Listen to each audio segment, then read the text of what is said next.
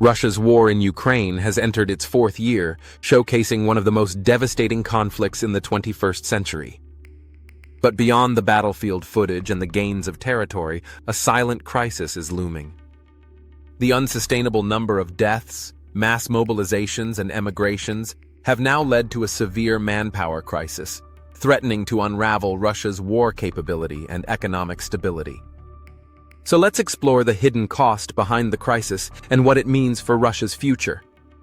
Independent investigations now suggest Russia has lost at least more than 300,000 soldiers in Ukraine, with some reports suggesting over 100,000 deaths this year alone.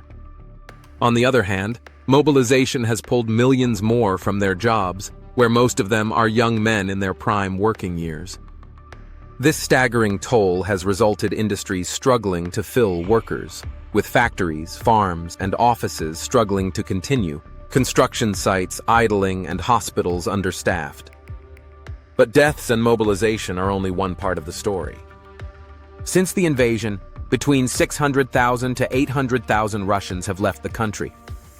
These are mostly educated middle class who used to be IT specialists, engineers, teachers, and finance professionals. Their departure has deepened a growing brain drain, weakening innovation and productivity. At home, demographics add another blow. Births continue to fall while deaths climb, shrinking Russia's future labor pool and throwing the country into an aging population. The crisis is already hurting Russia's economy towards a sad state. Out of all the industries, construction has taken the hardest toll as mobilization drained workers from building sites, while demand for infrastructure and housing remains high, leading to stretching completion timelines and rising costs. Meanwhile, manufacturing and heavy industries, the backbone of Russia's war machine, are also short of skilled hands.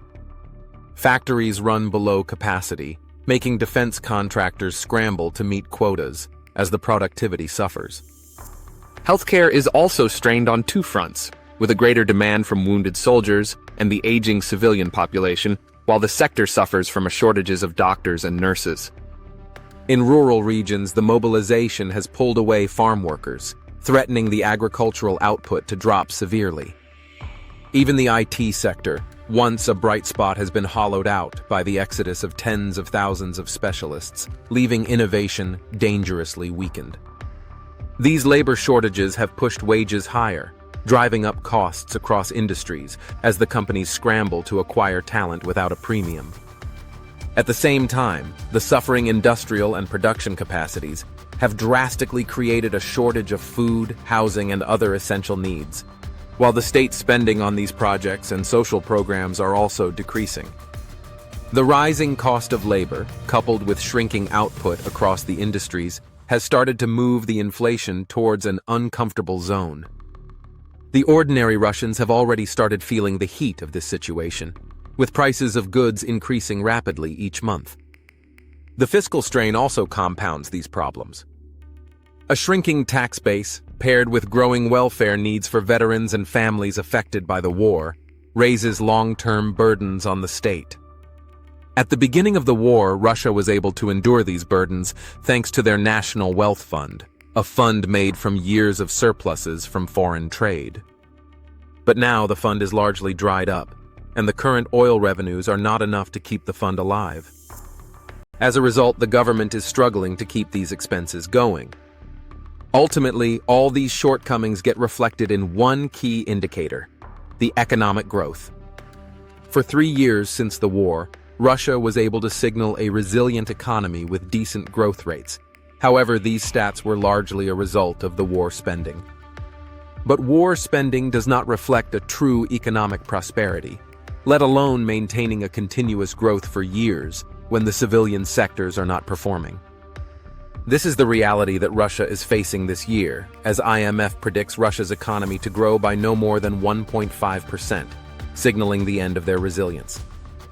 Despite the manpower crisis, the mobilization and recruitment is continuing, targeting specific regions and even relying on foreign militaries like North Korea.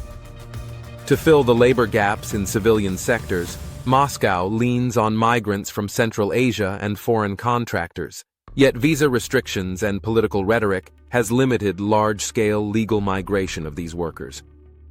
These migrant workers might provide a fix to industries like agriculture or construction, but vacuum created by the emigration of educated Russians will largely persist, reminding the structural losses and the demographic decline caused by war.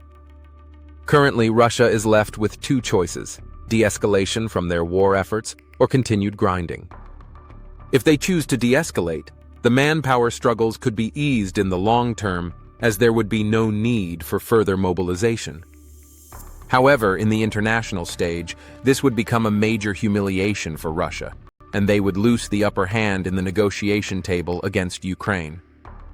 Therefore, the likely option is continuing the war effort, resulting further downsizing civilian sectors and further weakening their economy. Despite Russia's war engine has reached its socio-economic limits, the Kremlin presses on. So the real question is, how long can it sustain? Please like and subscribe to Politburo for more analysis on geopolitics. Thank you for watching.